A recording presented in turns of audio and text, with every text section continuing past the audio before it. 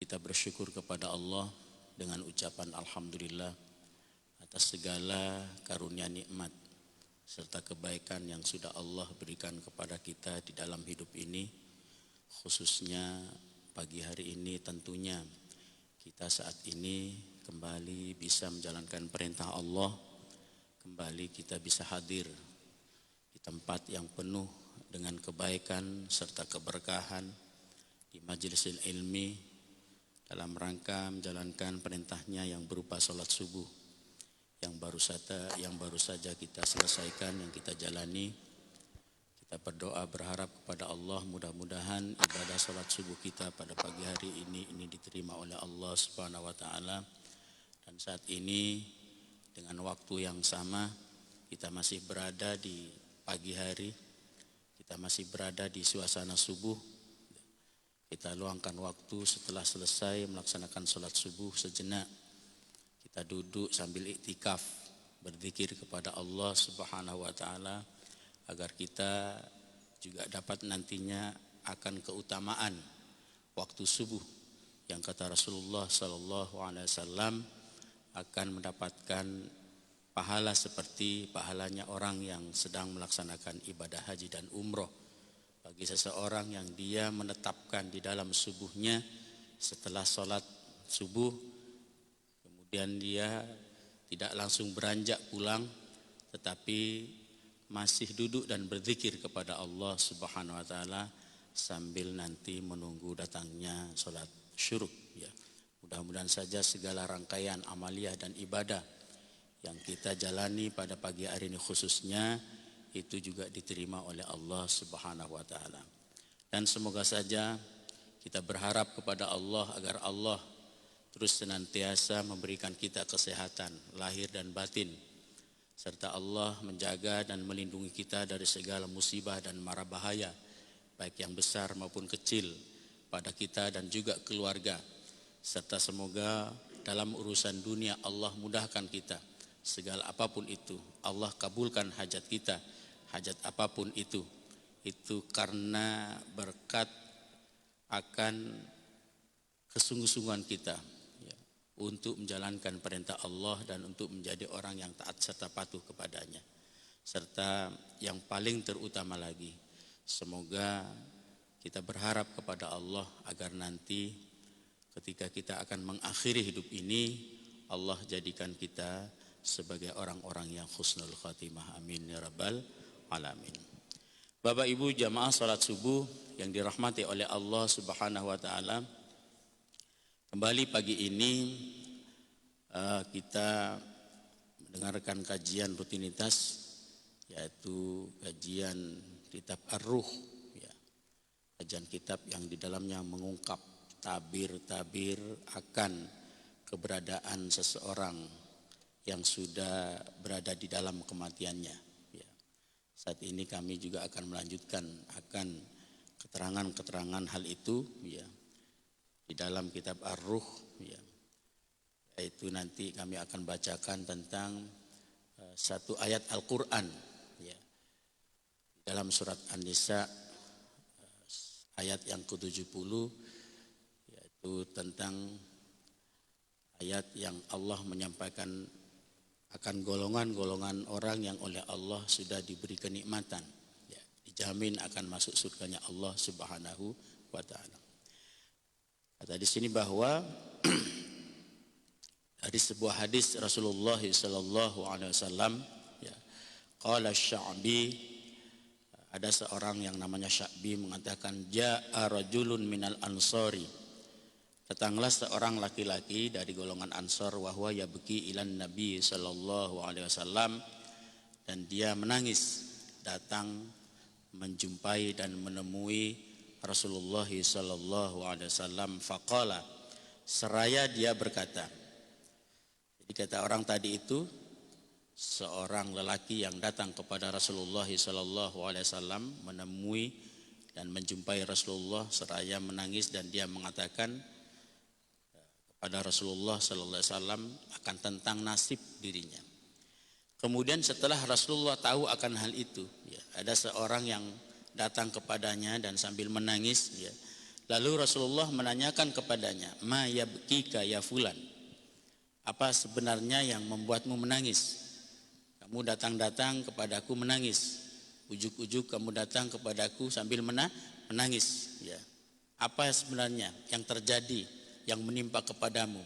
Kok kamu datang kepadaku sambil menangis? Tanya Rasulullah SAW kepada seorang pemuda tadi itu.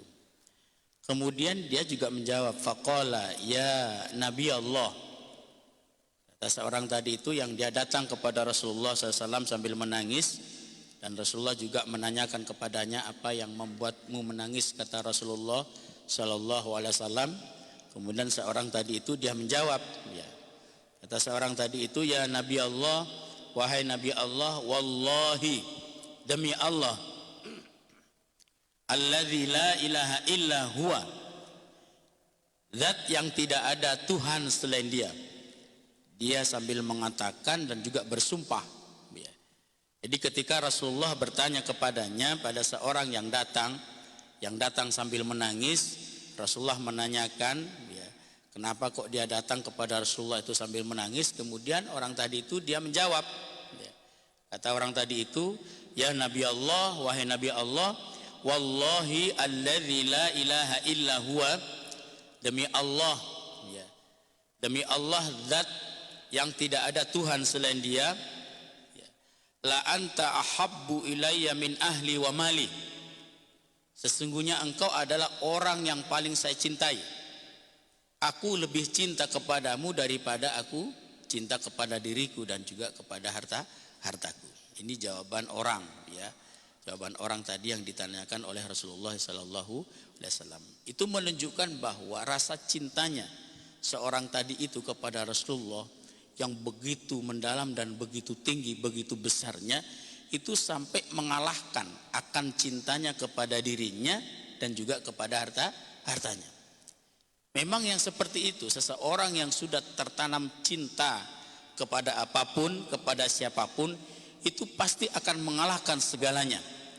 Dan bahkan cinta itu akan menutup segala hal, ya. Oleh karena itu maka begitu penting bagi kita ini juga untuk menanamkan rasa cinta. Dan di setiap orang, di setiap hati kita masing-masing mesti ada perasaan cinta, ada perasaan benci. Karena hati ini tempat menyimpan segalanya. Hati ini tempat menyimpan sifat baik dan juga sifat buruk. Dan hati juga merupakan satu cerminan pada diri seseorang.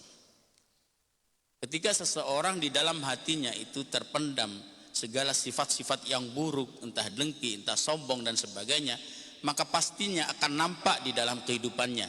Pastinya akan nampak di dalam sifat dan perilakunya. Begitu juga seseorang yang di dalam hatinya itu terdapat sifat-sifat yang baik, ya. Entah dia menjadi orang yang tawadu, menjadi orang yang rendah diri, menjadi orang yang sabar dan sebagainya, juga akan nampak, akan terwujud pada perilakunya. Karena hati ini adalah cerminan. Dan penting bagi kita itu untuk menjaga hati, agar hati ini terus terjaga dari sifat-sifat yang tidak baik, ya. Karena ketika hati kita itu sudah terpenuhi dengan sifat-sifat yang tidak baik, sifat-sifat mazmumah, maka itulah juga yang akan menjauhkan kita dari Allah Subhanahu wa ta'ala. Sehebat apapun ibadah kita, tapi kalau masih mempunyai hati yang buruk, maka jangan berharap Allah juga akan cinta dan senang kepada kita. Kenapa? Karena ibadah yang kita kerjakan, amaliyah yang kita lakukan, itu tujuannya hanya untuk mengelola hati. Bagaimana cara sholat kita untuk menciptakan hati kita baik. Bagaimana cara ibadah kita baca Quran dan sebagainya, puasa dan seterusnya, itu untuk, ya, menjadikan hati kita baik, ya. Jadi tujuan utama ibadah kita itu bagaimana cara untuk menjadikan hati kita hati yang bersih, hati yang lembut, ya. Hati yang jernih, ya. Sehingga hati yang bersih, yang lembut, yang baik itulah yang akan membuat seseorang itu dia menjadi orang yang baik, ya. Makanya Rasulullah SAW ketika akan di-mi'rajkan, Isra mi'rajkan oleh Allah Subhanahu wa ta'ala, itu terlebih dahulu Rasulullah itu oleh Allah hatinya dibersihkan. hatinya itu oleh Allah itu dikuras ya. Segala penyakit-penyakit yang ada di dalam hatinya itu diambil, dibersihkan, kemudian diganti dengan sifat-sifat yang baik ya. Sehingga orang yang sudah mempunyai hati yang baik, di dalam hatinya yang dipenuhi dengan sifat-sifat yang baik, maka mudah akan tumbuh di dalam hatinya itu cinta kepada Allah dan juga cinta kepada Rasul. Seseorang yang dia di dalam hatinya itu sudah ada bibit ya, bibit cinta ataupun tumbuh di dalam hatinya akan cintanya kepada Rasulullah sallallahu alaihi wasallam, tentunya dia itu ketika disebutkan ataupun dia menyebut nama Rasulullah itu akan menggetarkan hatinya. Makanya ketika ada seseorang yang dia mengaku cinta kepada Rasulullah tetapi belum bisa ya untuk menggetarkan hatinya ketika dia membaca sholawat menyebutkan nama Rasulullah ataupun mendengar Rasulullah, sehingga tidak sampai dia meneteskan air mata akan teringat dia kepada Rasulullah SAW, muncul kerinduan pada saat itu belum dikatakan cinta yang sebenarnya ya. Sekalipun dia mengaku saya cinta kepada Rasulullah, tetapi belum mampu untuk menjadikan dirinya itu mengingat kepada Rasulullah secara mendalam, sampai membuat dirinya itu lupa akan segalanya ya, karena tertutupnya cintanya kepada Rasulullah SAW. Jadi kalau orang-orang dahulu, para sahabat pun itu juga sudah merasakan alam itu. Ketika seorang sahabat dia sudah ada terpendam merasa cinta kepada Rasulullah SAW, justru itu akan mengalahkan segala cinta-cintanya kepada yang lain ya. Sekalipun dia cinta kepada istrinya, dia cinta kepada anak-anaknya, dia cinta kepada hartanya, keluarganya dan sebagainya, tetapi kalau sudah tertanam cintanya, kerinduannya kepada Rasulullah sallallahu alaihi wasallam, maka semuanya itu akan dikalahkan. Cinta-cinta yang lainnya akan dikalahkan. Dan ini juga anjuran, perintah dari Rasulullah SAW. Kata Rasulullah, jadikanlah aku sebagai kekasihmu, jadikanlah aku sebagai kecintaanmu yang akan nanti mengalahkan pada cinta-cinta yang lain.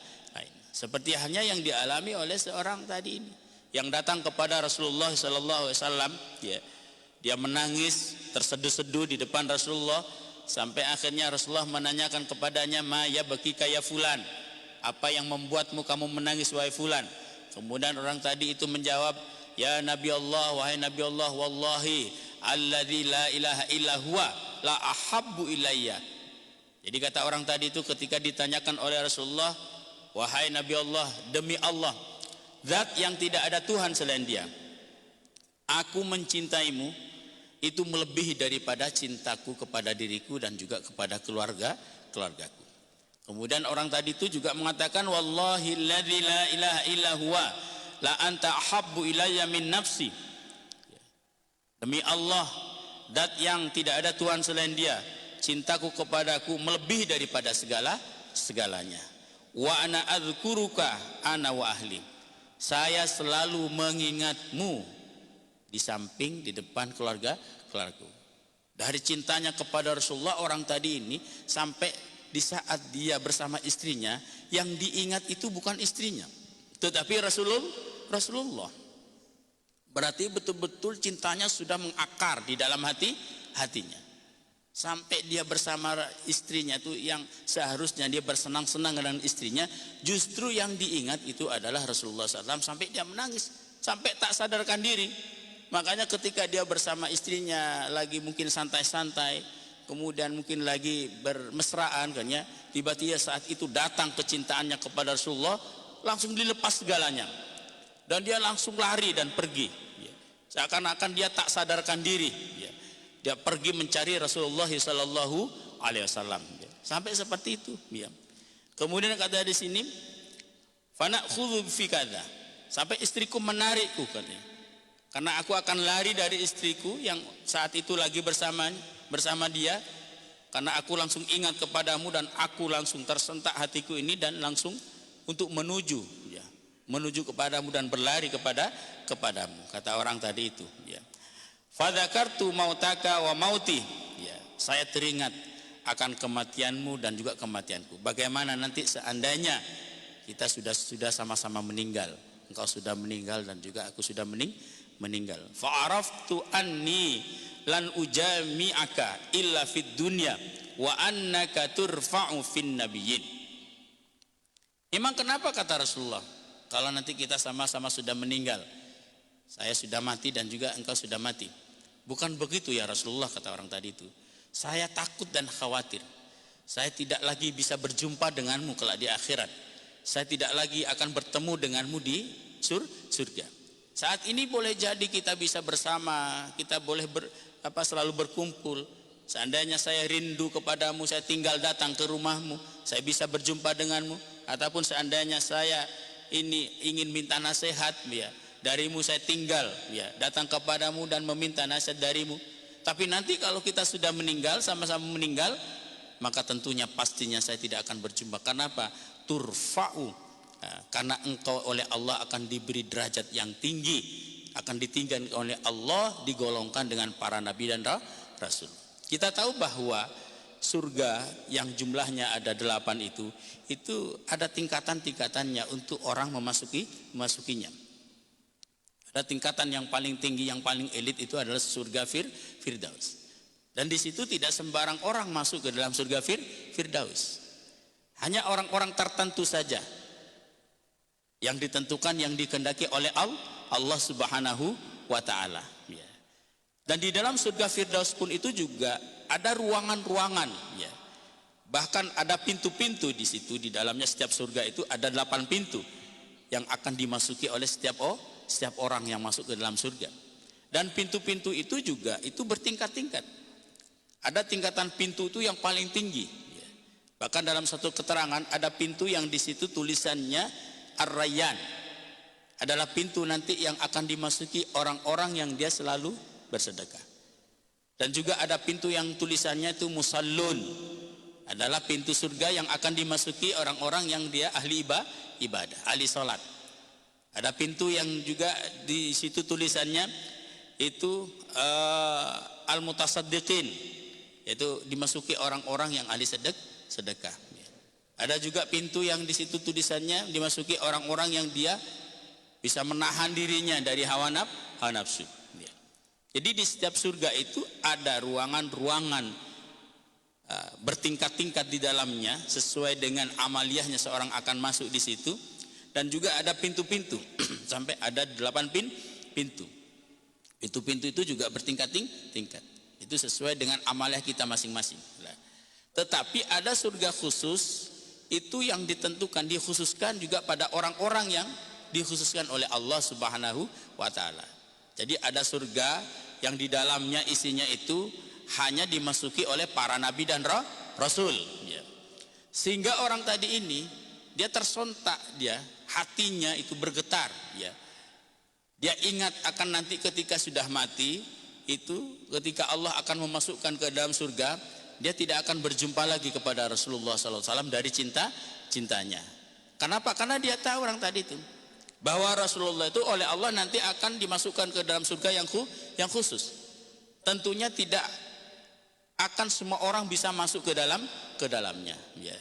Jadi ketika orang itu menyampaikan demikian kepada Rasulullah, ya, dan juga orang itu mengatakan wa araftu anni inda khaltul jannata, dan saya tahu sekalipun saya masuk surga, kuntu fi adna manzilatim minka, saya pasti akan berada di tingkatan di bawahmu, ya. Surga saya itu tentunya berada di bawah surgamu, ya.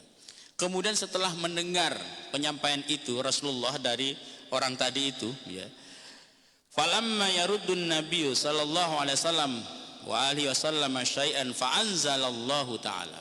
Jadi setelah mendengar penyampaian orang tadi itu, keluhannya, ya, keluhannya akan dirinya, bahwa dirinya itu tidak mau berpisah dengan Rasulullah sallallahu alaihi wasallam, seperti halnya dia selalu bersama dengan Rasulullah di saat hidup di dunia. Dia kepengennya di akhirat kelak nanti di surga itu juga bersama dengan Rasulullah.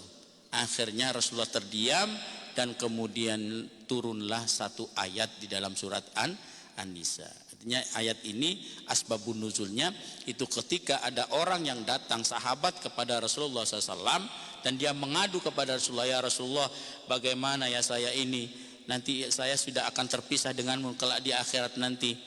Boleh saat ini kita berkumpul bersama, bersenda gurau kan ya, kemudian makan bersama, kemudian segala pun bersama ya. Tetapi nanti kelak di akhirat tentunya pastinya ya, saya sudah akan tidak bisa lagi berkumpul denganmu karena engkau oleh Allah akan ditempatkan di tempat yang paling tinggi. Akhirnya Rasulullah ketika ada pengaduan seperti itu dari sahabat, salah satu daripada sahabat saat itu, terdiam Rasulullah. Kemudian turunlah sebuah ayat di dalam surat An-Nisa ayat yang ke-70. Apa kata Allah? Wa may yuti'illaha war rasul fa ulaika ma'al ladzina an'ama Allahu 'alaihim minan nabiyyin was-siddiqin wasyuhada'i was-shalihin. Jadi ayat ini turunnya, asbabun nuzulnya itu ketika ada pengaduan dari salah satu sahabat kepada Rasulullah akan nasib dirinya nanti ya. Dia menyadari bahwa nanti ketika masuk surga, sekalipun dia masuk surga, itu tentunya tidak akan ditempatkan di tempatnya Rasulullah Sallallahu Alaihi Wasallam, sehingga dia sudah merasa kan ya, sudah tidak lagi bersama dengan Rasulullah Sallallahu Alaihi Wasallam. Setelah ada pengaduan seperti itu kepada Rasulullah Sallallahu Alaihi Wasallam, lalu Rasulullah terdiam dan beberapa saat kemudian turunlah malaikat Jibril datang kepada Rasulullah menyampaikan satu ayat di dalam surat An-Nisa. Kata malaikat Jibril, wa may yuti'illah war rasul. Katakan Muhammad, seakan-akan Rasulullah disampaikan seperti itu oleh malaikat Jibril, seakan-akan malaikat Jibril menyampaikan seperti itu kepada Rasulullah, ya Muhammad, katakan kepada umatmu, wa may yuti'illah, dan barang siapapun dia, laki-laki maupun perempuan, yang dia taat kepada Allah war rasulah, dan taat kepada Rasul, faulaika ma'al ladzina, maka orang itu akan selalu bersama dengan orang-orang yang an'amallahu alaihim, yang sudah Allah berikan nikmat kepada mereka, yaitu minan nabiyina, dari para nabi-nabi, wasiddiqina, dan juga para siddiqin. Para siddiqin yang lebih utama itu adalah orang-orang yang bersama Rasulullah SAW, para sahabat dulu. Sekalipun siddiqin itu ya secara umum bagi orang-orang yang dia benar, bagi orang-orang yang dia jujur di dalam kehidupannya. Dia mau berprofesi apapun, dia tetap menjadi orang siddiqin, orang yang dipercaya. Ini termasuk bagian daripada siddiqin. Lah kata Allah dalam surat An-Nisa, jangan khawatir, kalian nanti tidak akan merasa tidak akan pernah berjumpa lagi kepada Rasulullah di dalam surga. Jangan khawatir, kalian akan tetap terus selalu bersama dengan Rasulullah, baik di masa hidupnya sudah jelas kata Allah ya, maupun nanti kelak di akhirat ya, akan juga selalu bersama Rasulullah, asalkan kalian menjadi orang yang taat. Karena kata Allah, orang yang taat kepada Allah dan juga orang yang taat kepada Rasul, maka Allah akan membersamakan dia dengan orang-orang yang sudah Allah beri nikmat kelak nanti di dalam surganya Allah, yaitu minan nabiyyin, dengan para nabi-nabi, was-siddiqin, dan para siddiqin, wasyuhada, dan para syuhada, was-salikhina, dan para orang-orang soleh. Bahkan kelanjutan ayat itu Allah mengatakan ulaika, mereka itu adalah merupakan kawan-kawan yang baik ya, kawan-kawan yang terbaik, yang bagus dijadikan rekan baik di dunia maupun kelak nanti di akhirat ya. Jadi akhirnya turunlah ayat ini di dalam surat An-Nisa.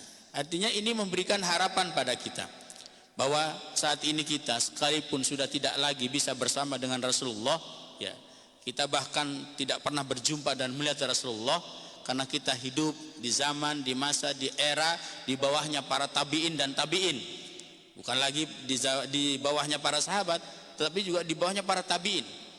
Kita termasuk orang yang hidup di akhir zaman ya. Jadi sekalipun kita tidak pernah melihat Rasulullah, seperti apa wajahnya beliau yang begitu sempurna ya, seperti halnya yang pernah ditanyakan oleh seorang sahabat kepada Sayyidina Ali, ya Ali, engkau yang selalu bersama dengan Rasulullah, seperti apa sih wajahnya Rasulullah? Kata Sayyidina Ali, saya tidak bisa menggambarkan seperti apa keindahan wajah Rasulullah. Dunia dan seluruh isinya ini masih lebih indah Rasulullah Sallallahu Alaihi Wasallam ya. Jadi sekalipun kita berada di kehidupan akhir zaman, di bawahnya pada orang-orang yang dekat dengan Rasulullah, di bawahnya sahabat, di bawahnya tabi'in, tabi'in, sampailah hiduplah di masa kita ini, tetapi masih ada harapan bagi kita itu. Harapan untuk bisa berjumpa dengan Rasulullah. Bahkan tidak hanya berjumpa, harapan untuk kita itu bisa bersama dengan Rasulullah SAW di dalam surga. Asalkan memenuhi syarat, kata Allah. Apa itu? Mayyuti'illah war Rasul. Siapa yang taat kepada Allah, taat kepada Rasul. Artinya orang yang betul-betul dia mengikuti ajaran Rasulullah dan juga betul-betul mengikuti perintah Allah dan perintah Rasul. Dia menjadi orang yang muttaqin. Yang perlu kita ketahui bahwa takwa itu tidak hanya sebatas kita berusaha untuk menjalankan perintah Allah Subhanahu wa taala. Tetapi takwa dan taat itu bagaimana cara kita untuk menahan diri tidak terlanjur kepada perbuatan-perbuatan yang dilarang oleh Allah. Yang agak sulit itu ketika kita diperintahkan, disuruh untuk menahan diri tidak terlanjur kepada larangan-larangan Allah. Itu yang agak berat. Ya. Kenapa? Karena kalau untuk menjalankan perintah, kami rasa semua orang bisa. Untuk sholat subuh siapapun bisa. Ya. Hanya bangun pagi datang ke masjid sholat, bisa, mudah. Tapi kalau sudah dibenturkan untuk menjauhkan larangan Allah, itu tidak semua orang sanggup. Pasti semua orang itu akan tergelincir kepada perbuatan dosa. Rasulullah sendiri yang mengatakan, kullukum khata', kata Rasulullah. Setiap kalian pasti akan berbuat salah. Billaili wan nahar. Kalau tidak malam yang siang, kalau tidak siang yang malam, kalau tidak sore ya pagi, kalau tidak pagi ya sore. Tetapi wa khairu khata', orang-orang yang sebaik-baik orang yang berbuat salah adalah at-tawwab. Mereka yang selalu beristighfar, bertaubat kepada Allah Subhanahu wa taala. Jadi orang yang terbaik di sisi Allah itu orang yang selalu menyesal, orang yang selalu menyadari dirinya bahwa dirinya itu adalah orang yang sering melakukan dosa, sehingga dia selalu beristighfar dan bertaubat kepada Allah Subhanahu wa taala. Lah, kalau kita menjadi orang yang betul-betul taat, patuh pada Allah dan Rasulnya, maka insya Allah ada harapan kelak nanti kita, kalau Allah memasukkan kita ke dalam surga, pasti oleh Allah kita akan dimasukkan ke dalam surganya para nabi dan Rasul. Ya mudah-mudahan saja kita ini yang hadir di sini pada pagi hari ini termasuk bagian orang-orang yang oleh Allah nanti dipersiapkan surganya, di surganya para nabi dan Rasul. Amin ya rabbal alamin. Bapak Ibu yang kami hormati. Kemudian di sini juga disampaikan wa fi qissatil Isra min hadithi Abdullah bin Mas'udin, dari cerita dan kisah perjalanan Isra wal Mi'rajnya Rasulullah sallallahu alaihi wasallam, min hadithi Abdullah, dari hadits Abdullah bin Mas'ud, qala, dia mengatakan, lamma asra bin Nabi sallallahu alaihi wasallam, ketika Rasulullah sallallahu alaihi wasallam melakukan perjalanan Isra wal Mi'raj, laqiya Ibrahim wa Musa. Lalu Rasulullah itu berjumpa dengan Nabiullah Ibrahim alaihissalam, wa Musa, dan juga Nabiullah Muhammad SAW berjumpa dengan Nabiullah Musa, wa Isa, dan juga berjumpa dengan Nabiullah Isa alaihissalam. Ini kenapa kok di dalam hadis ini ketika Rasulullah melakukan Isra wal Mi'raj ini berjumpa dengan Ibrahim dan Musa serta Isa? Ya. Karena ini ada hikmah, ada rahasianya kan. Berjumpa dengan Nabiullah Ibrahim karena Ibrahim itu adalah kakek utamanya Rasulullah. Dan Nabiullah Ibrahim itu tidak hanya kakek Rasulullah, akan tetapi Nabiullah Ibrahim itu termasuk Abul Anbiya wal Mursalin, adalah bapaknya keseluruhan Nabi dan Rasul. Kita tahu bahwa jumlah secara keseluruhan Nabi dan Rasul itu 8.000 jumlahnya. Sekalipun yang tercatat di dalam Al-Quran yang wajib kita imani hanya 25. Tapi secara keseluruhan itu, seperti halnya yang disampaikan dalam kitab tafsir kan ya, itu jumlahnya 8.000. 4.000 dari golongan Bani Israel, 4.000-nya dia terpisah-pisah dari Yordania, dari Irak. Nabiullah Ibrahim itu dia datang lahir dari Hebron, sebuah kota yang ada di Baghdad. Baghdad itu adalah di negara Irak, dari Syria dan macam-macam ya. Semuanya itu terutama yang bergaris dari keturunan Bani Israel itu induknya adalah Nabiullah Ibrahim alaihis salam. Seperti yang mungkin kita sering dengarkannya, bahwa Ibrahim punya 2 anak, 2 putra, Nabiullah Ishak dan Nabiullah Ismail. Nabiullah Ismail itu punya 2 putra. Pertama, 1 putra yang menjadi nenek moyang bangsa Romawi, yang kedua putranya Nabiullah Yakub yang menjadi nenek moyang bangsa Bani Israel. Dari Nabiullah Yakub ini mempunyai beberapa anak, 12 anak. Salah satu di antara anaknya adalah Nabiullah Yusuf. Dan terus dari Nabiullah Yakub itu ke bawahnya itu memunculkan, melahirkan, menggenerasikan kan ya nabi-nabi dan rasul sampai pada Nabiullah Isa alaihis salam. Setelah Nabiullah Isa, maka Allah memberhentikan di situ keutusan para nabi dan rasul selama kurang lebih 600 ataupun 600-500 tahun. Tujuannya untuk membersihkan, ya, membersihkan dan menghilangkan image seseorang, bahwa karena sudah terbiasa tradisinya nabi dan rasul itu terlahir terutus dari golongan Bani Israel, sehingga oleh Allah diberhentikan. Maka saat itu oleh ulama dikatakan sebagai masa-masa fatrah, kevakuman, tidak adanya terutusnya para nabi dan rasul. Baru setelah 600 kemudian Allah memunculkan nabi dan rasul lagi, yaitu tidak dari golongan mereka tapi muncul dari tanah Arab, tanah Mekah sana itu, yaitu Nabiullah Muhammad sallallahu alaihi wasallam. Sehingga hanya nabi dan rasul itu yang tidak bergaris dari keturunan Bani Israel. Jadi di sini disebutkan, disampaikan bahwa diceritakan ketika Nabi melakukan satu proses perjalanan Isra wal Mi'raj, maka di langit, setiap langit Nabiullah Muhammad SAW itu menjumpai beberapa nabi, terutama yang dijumpai adalah nabi-nabi yang terpenting untuk dirinya. Pertama adalah Nabiullah Ibrahim alaihissalam. Yang kedua adalah Nabiullah Musa. Kenapa kok Nabiullah Musa? Karena Nabi Musa itu nabi, salah satunya nabi yang membawa kaum Bani Israel, ya. Dan juga Nabiullah Isa. Kenapa kok Nabiullah Isa? Karena Nabiullah Isa termasuk Ruhullah, seseorang nabi yang dikenal sebagai Ruhullah, itu ruhnya Allah subhanahu wa ta'ala. Kalau Nabi Musa dikenal sebagai Kalimullah, yaitu nabi yang bisa berbicara langsung dengan Allah di dunia. Jadi ketika Nabi bertemu dengan mereka itu, ya, pemuka-pemukanya, ya, nabi-nabi yang mungkin, ya, kalau kita untuk sekarang golongan elitnya kan ya, Nabi Ibrahim, Nabi Musa, Nabi Isa, itu mereka tuh saling bertanya-tanya, ya. Bertanya-tanya itu tentang hari kiamat. Sehingga di sini dikatakan, ya, kata di sini, fatadzakarus sa'ata. Ya, mereka saling bertanya, membahas. Yang dibahas itu bukan masalah ekonomi, bukan masalah mungkin kemajuan negara, tapi yang dibahas saat itu juga kan ya, itu sudah dibahas tentang masalah hari kiamat. Fatadzakkaru anis-sa'ah. Kata di sini, mereka berbincang-bincang, berkumpul-kumpul membahas tentang as-sa'ah, hari kiamat.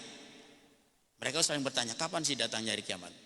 Nabi Ibrahim bertanya kepada Nabi Musa kepada Nabi Isa kepada Nabi Ibrahim. Begitu juga Nabi Muhammad bertanya kepada mereka kan ya, sebagai nabi terakhir. Kemudian setelah mereka saling bertanya tentang hari kiamat, fabadu Ibrahim. Lalu mereka memulai, Nabi Isa, Nabi Muhammad, Nabi Musa bertanya kepada Nabi Allah Ibrahim, fasa'aluhu anha falam yakun 'indahum minha ilmun.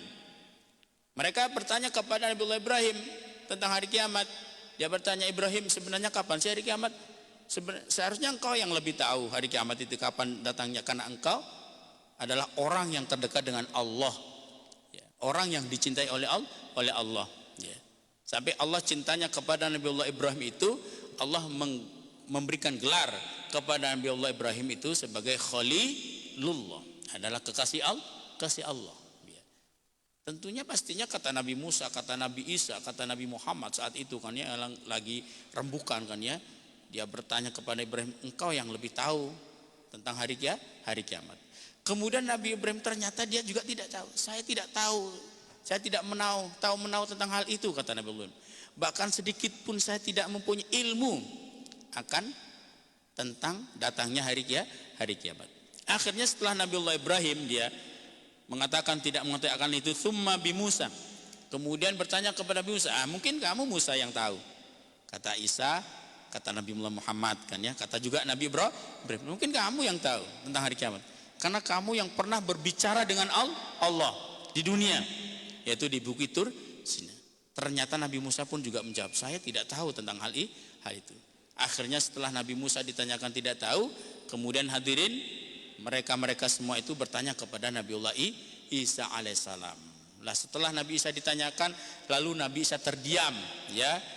Akhirnya setelah Nabi Isa terdiam, kata di sini Nabi Isa mengatakan bahwa Allah menyuruhku dan berjanji kepadaku untuk merahasiakan akan hal ini.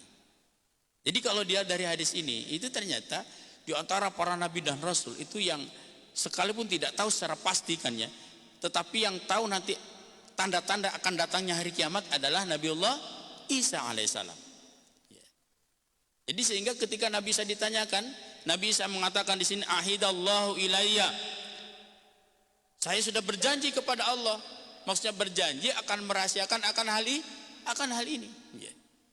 Jadi kenapa kok Nabi Isa? Karena memang Nabi Isa itu nantilah yang ditugaskan oleh Allah itu pertama untuk membunuh Dajjal.